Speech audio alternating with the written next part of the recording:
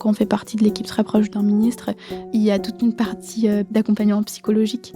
Ça noue vraiment des sentiments personnels que vous n'auriez pas pour une entreprise, même si vous êtes très engagé. T'as un impact sur chaque minute, sur chaque heure d'une autre personne. On peut être amené à faire chauffeur, livreur, babysitter. Nous sommes des aides de camp. Notre rôle, c'est de régler des problèmes. Il y a un côté assez rock'n'roll, quoi.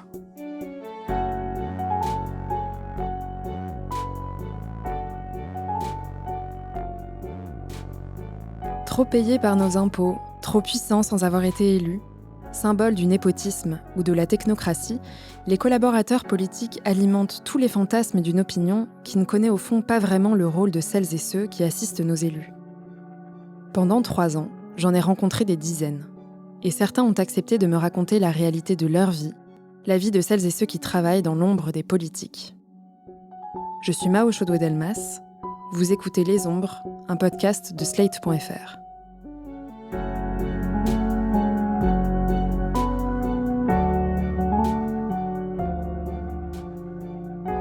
Comme pour tous les hommes de pouvoir, il y a des gens qui aiment bien lécher le cul des élus. Et du coup, ça te fait rire de les regarder, quoi. Et puis les gens qui se mettent à avoir des estimes. Je me souviens le président, il buvait du thé, et donc la secrétaire lui amenait son thé. Et puis elle disait, c'est le thé du président. Et mon collègue, ça lui faisait penser à Astérix et Cléopâtre, le dessin animé, avec le mec qui crie. Donc là, c'était le thé de Cléopâtre. Là, c'était le thé du président. On s'imaginait qu'il y avait un mec qui criait « Le thé du président !» Que c'était un truc incroyable, alors que c'était un thé, quoi.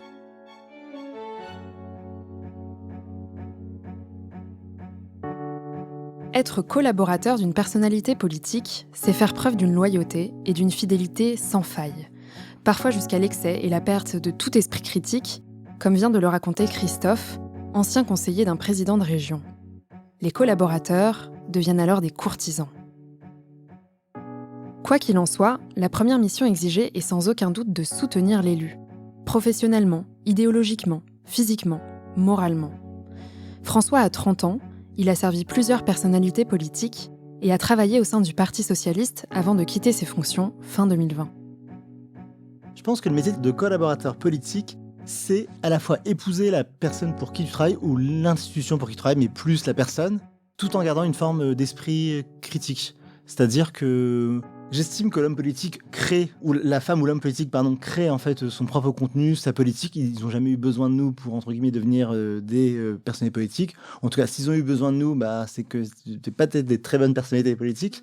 Moi, mon rôle a toujours été...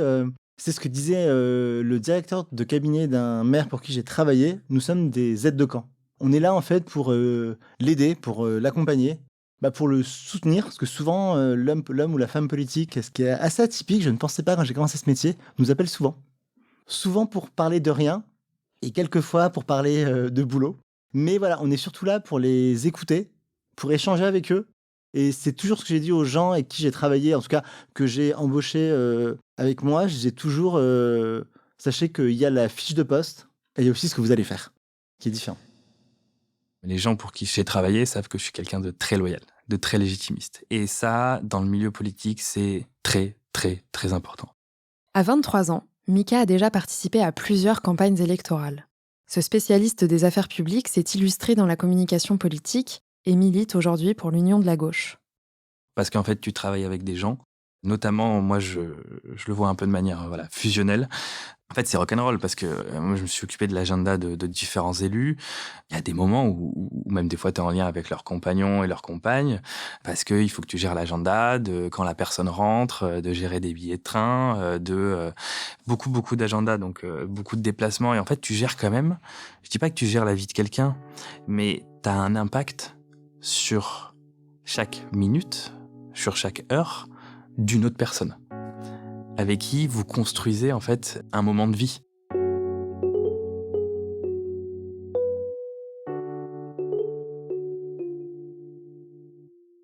Spécificité du métier de collaborateur, il faut parfois gérer la vie personnelle de son patron. Le soutien à son élu peut être si fort qu'il confine à l'amitié une relation intime qui conduit même à partager ses émotions, à compatir. Anna, ancienne conseillère ministérielle, dirige aujourd'hui le cabinet d'un adjoint d'une grande ville française. Elle revient sur un épisode qui la marque encore, 10 ans plus tard. C'est des boulots qui sont hyper prenants et dans lesquels on est très investi. Mais il m'est arrivé, oui, d'être en empathie totale avec l'élu ou, en l'occurrence, la ministre. J'ai travaillé pour une ministre qui était très exposée, qui a été violemment interpellée parfois, qui a subi des remarques sexistes terribles, y compris dans l'hémicycle de l'Assemblée nationale. Et le jour où, et je pense qu'en racontant cette anecdote, tout le monde comprendra de qui il s'agissait, le jour où elle s'est levée pour répondre à une question d'actualité et que les députés se sont mis à hurler et à la siffler sur sa robe et qu'elle avait les larmes aux yeux, franchement, c'était horrible. C'était horrible. Moi, j'avais envie de pleurer, j'avais envie de les tuer, enfin, c'était horrible. Mais ça, je pense que même aujourd'hui, je serais encore aussi débordée par mon émotion parce que c'était insupportable, en fait.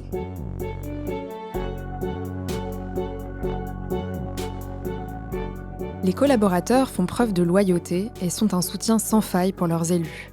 Mais ils sont aussi recrutés pour leur sens critique, leur intelligence et leur sens du conseil. Ils doivent faire preuve de recul et de sang-froid.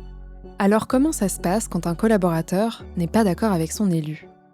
Ouais, ça m'est déjà arrivé d'être pas d'accord avec mes élus, avec mes candidats. Ouais, ça m'est déjà arrivé.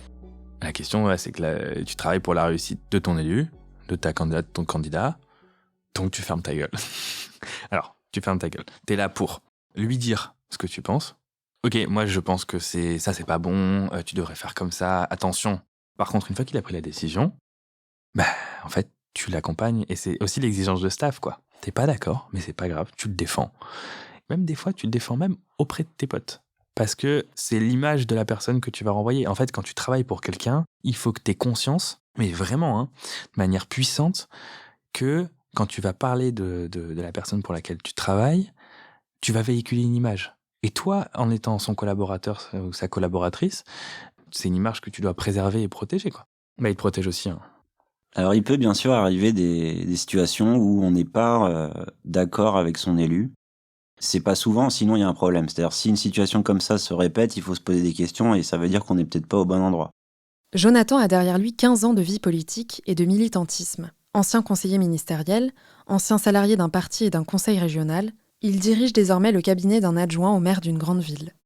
En politique, on est censé travailler avec des gens avec qui on partage l'essentiel, non seulement des valeurs, mais aussi des idées programmatiques, etc.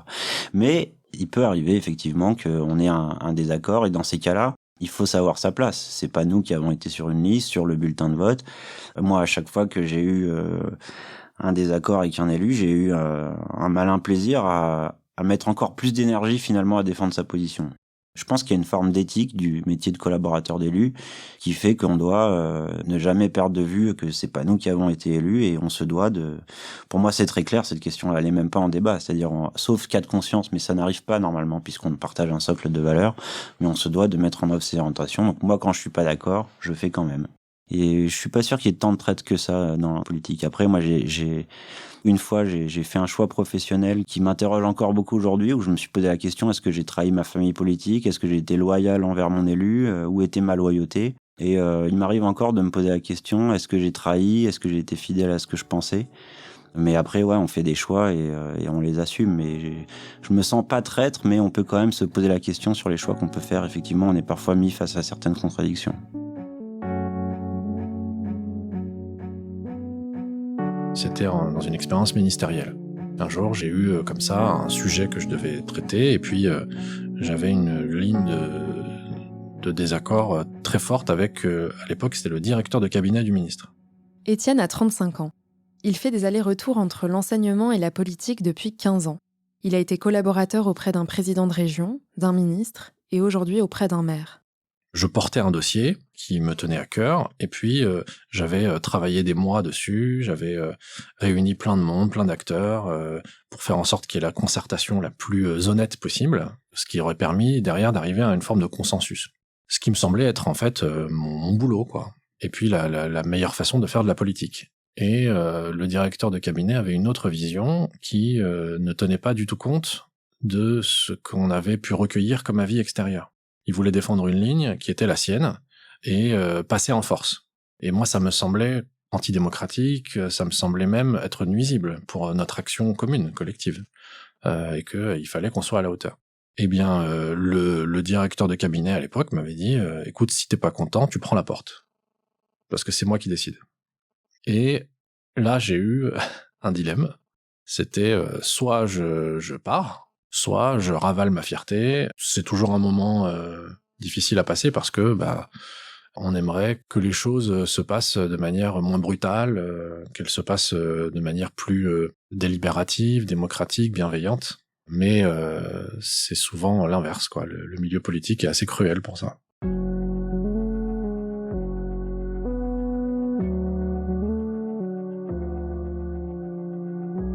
Quand on n'est pas d'accord avec son élu, on a plusieurs possibilités. Soit on a le courage de le lui dire.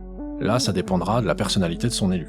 Il y a des élus qui sont tout à fait capables d'entendre la critique en interne, voire qui la recherchent. Et j'ai travaillé avec des gens qui étaient, de ce point de vue, assez sûrs d'eux-mêmes, assez courageux aussi, pour être capables d'accepter la critique et d'argumenter, et puis parfois même de raviser leur jugement.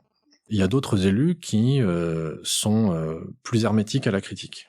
Ils considèrent que le collaborateur n'est pas là pour dire ce qu'il pense, mais pour exécuter les consignes.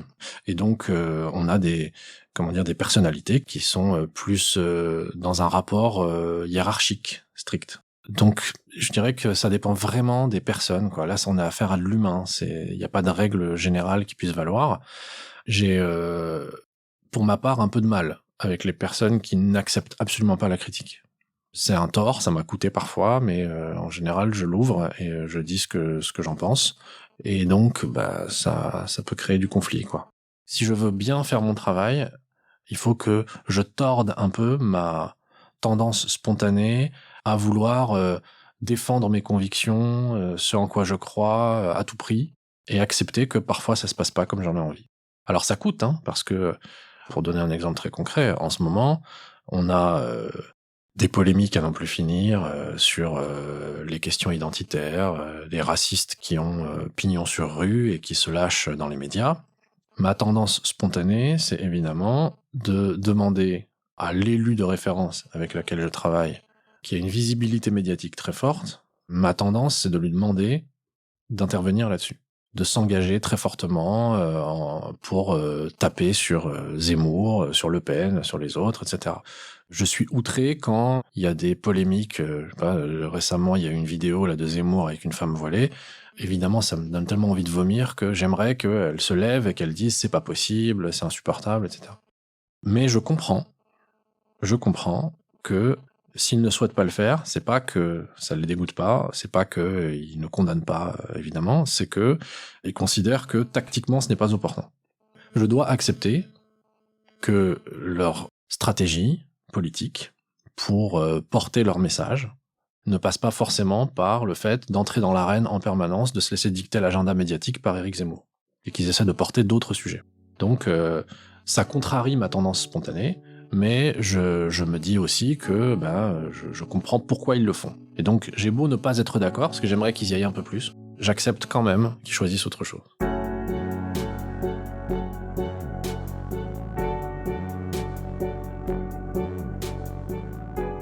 Si l'on comprend que le collaborateur a une liberté de parole limitée auprès de son élu, quelle liberté a-t-il en dehors de son travail ? Est-ce que sur son temps libre, il a le droit de s'exprimer ? Ou est-ce que l'exigence de loyauté le poursuit dans sa vie privée ? Ancienne conseillère en communication auprès d'un adjoint au maire, Lorraine parle du paradoxe qui traverse les collaborateurs, qui doivent être à la fois engagés et effacés. Le collaborateur politique, il vit une situation qui est quand même un peu schizophrène, c'est que c'est quelqu'un qui est passionné de politique, donc qui aime ça, qui en général a envie de s'exprimer dessus, de porter des projets, d'accompagner des causes. Et à partir du moment où il devient collaborateur, sa parole n'est plus libre, parce qu'elle peut engager celle de son élu. Et donc, vous ne pouvez plus dire ce que vous souhaitez, vous ne pouvez plus vous exprimer. Si vous vous exprimez, en général, c'est sous le filtre que vous ne disiez rien, qui sont en différence avec votre élu. Vous ne pouvez pas engager de projet tout en étant passionné par la matière. Donc c'est vrai que c'est assez particulier. C'est vraiment une liberté dont on pourrait estimer qu'elle doit être rémunérée, en fait, parce que c'est le fait de se couper quand même d'une part de sa citoyenneté et finalement d'avoir moins le droit que les autres de participer au débat public. Et c'est pas du tout pensé comme ça. Et on considère que ça fait partie du service normal du collaborateur qui va évidemment pas prendre la parole pour critiquer une politique de son élu ou autre d'ailleurs. Et du coup, c'est étonnant que ça pose pas question dans le milieu politique et que ça permette pas des évolutions. Mais en tout cas, c'est une question qui devrait vraiment interroger le monde politique. Poussons un peu la problématique. Si on demande aux collaborateurs de s'effacer entièrement, si on recrute des assistants sans conviction ni engagement, si on professionnalise la fonction tout en la dépolitisant, est-ce qu'on ne risque pas la disparition du débat d'idées et l'appauvrissement de notre vie politique ?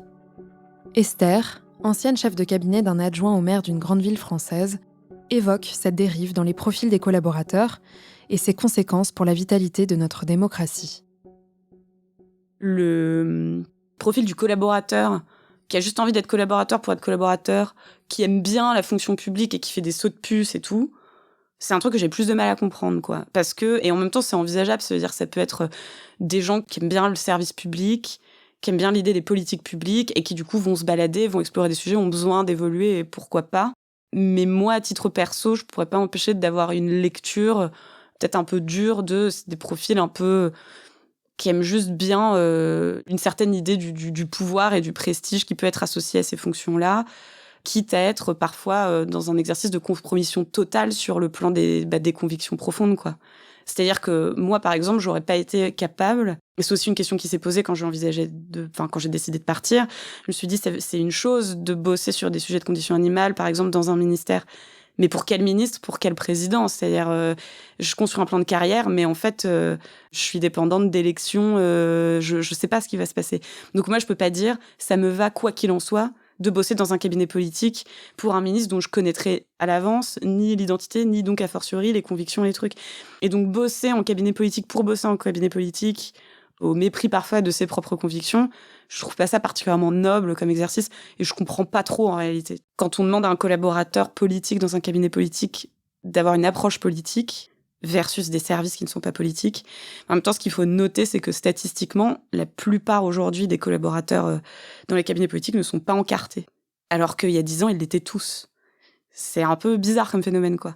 C'est-à-dire, ça veut dire quoi, du coup, faire de la politique sans être soi-même politisé, en fait, ça n'a pas de sens. Donc, en fait, on va défendre ses convictions, et puis on va passer à la moulinette politique de son élu quand ça passe par lui, mais quand ça passe pas par lui, ce ne sont que ses propres convictions, quoi. Et donc, moi, comme mes sujets, ils sont presque apolitiques, parce que tout le monde est aujourd'hui d'accord pour dire il faut faire attention à la biodiversité, et la condition animale, c'est un sujet qui est tellement nouveau que c'est pas bien intégré par le politique, donc c'est pas un sujet qui est chargé politiquement. D'ailleurs, c'est super transpartisan. C'est les premiers sujets sur lesquels on voit que l'ultra-droite est hyper d'accord avec la gauche et le centre. Enfin, c'est rigolo. Donc moi, je m'en sors, mais c'est une posture qui est bizarre quand tu y réfléchis, quoi.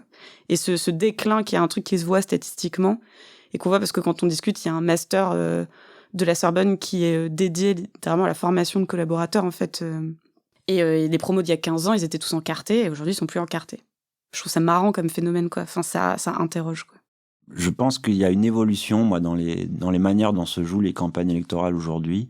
Moi, quand j'ai commencé la politique il y a 10 ans, les partis politiques étaient encore un peu plus forts et au fond, on faisait des campagnes pour des personnalités qui nous inspiraient et qui on considérait que c'était les meilleurs porte-parole de nos idées, mais on partageait aussi un socle idéologique fort, puisqu'on a milité ensemble dans une organisation, on est structuré aussi idéologiquement ensemble, on a une colonne vertébrale en commun, et finalement on fait campagne pour notre candidat, mais aussi pour notre famille politique, pour notre socle programmatique.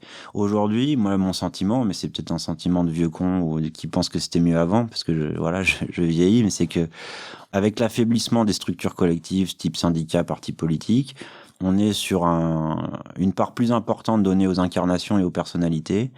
En fait, on est sur des campagnes personnelles et moins sur des campagnes de projets. Ça paraît complètement bateau de dire ça, mais je pense qu'il y avait quand même plus ça avant.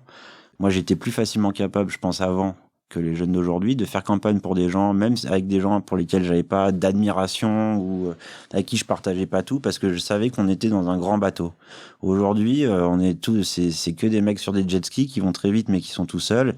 Et je trouve ça, moi, plus difficile. Et du coup, c'est pour s'engager aujourd'hui pour une personnalité politique, j'ai le sentiment qu'il faut Il faut vraiment, effectivement, être en phase personnellement avec elle, mais on sait pas vraiment toujours ce qu'ils pensent. Je vois qu'aujourd'hui, je sais pas moi, ceux qui s'engagent pour Édouard Philippe, pourquoi ils s'engagent au fond? Ils s'engagent pour lui, pour l'image qu'ils ont de cette personne-là, mais son parti s'appelle Horizon. Horizon, ça veut rien dire. On sait pas si c'est vraiment quel type de valeur ça traduit. On sait que le gars est plutôt centre-droit. Mais au fond, c'est pour lui que ces gens-là vont dans Horizon. C'est pour cette personnalité. C'est pas pour le gaullisme historique ou que sais-je encore, quoi. Et donc, moi, je vois ça. Je trouve que c'est en tout cas une évolution, qu'on aime ou qu'on n'aime pas, mais que j'ai l'impression que il y a une individualisation ou une atomisation, en tout cas de la politique aujourd'hui, qui est beaucoup plus centrée sur les personnalités que sur les idées.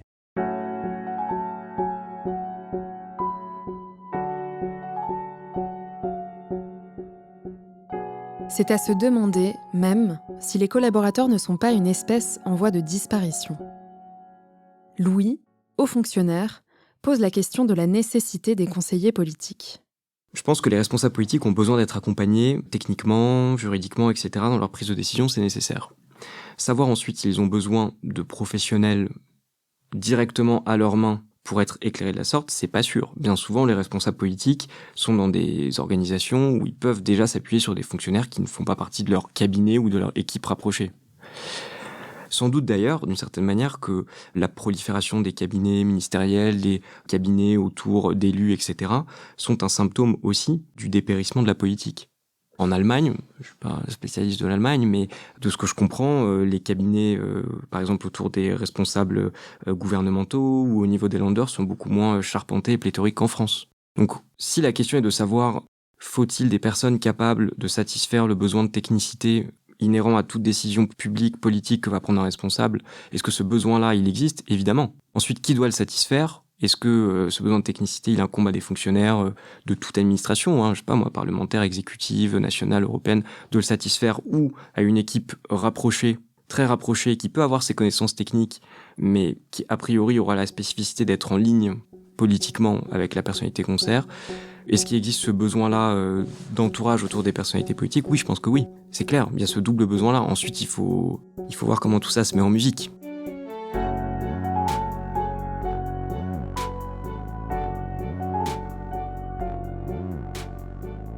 Vous venez d'écouter Les Ombres, un podcast de Mao Chaudoué-Delmas, produit et réalisé par Slate.fr sous la direction de Christophe Caron et Benjamin Septem-Ours. Réalisation et montage, Aurélie Rodriguez. Musique, Thomas Loupias. Illustration, Ruben Cohen. Retrouvez tous les épisodes de ce podcast sur Slate Audio ou sur votre plateforme de podcast préférée.